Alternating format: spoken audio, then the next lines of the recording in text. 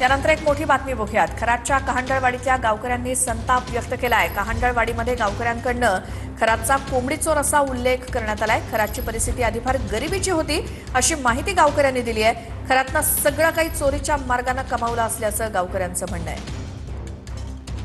काय कसं वर्तवतो शाळेमध्ये त्याचं किंवा त्याच्या गावामध्ये काय सांगा तो? एकदा काय झालं, तो आमचा विठ्ठल गौडाराम गेला त्याच्या सासूरवाडीला।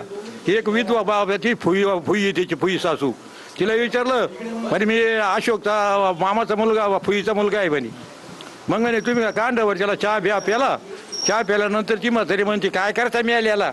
आता ते जुनं बोलणं कोकणी, काय करता मिळाल्याला दररोज स्वाऱ्याच करतो म्हणे।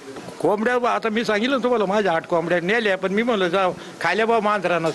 तुमचे पण कोंबड्या चोरलेलं आहे? माझ्या 8 कोंबड्या चोरल्या।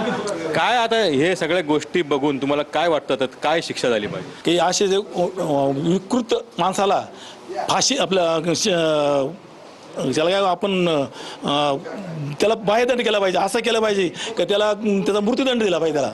कारण ह्या व्यक्तीमध्ये जगण्याचा कुठलाच अधिकार नाही। असा माणूस समाजामध्ये नकोय, जन्माला यायला नकोय, आणि याला कुठलं ना कुठलं जगून देण्यापेक्षा फाशी देणं फार महत्त्वाचं आहे। कॅमेरामन अमित आडेसह कुणाल जायकर, ट्विन मराठी, वावी, सिन्नर, नाशिक।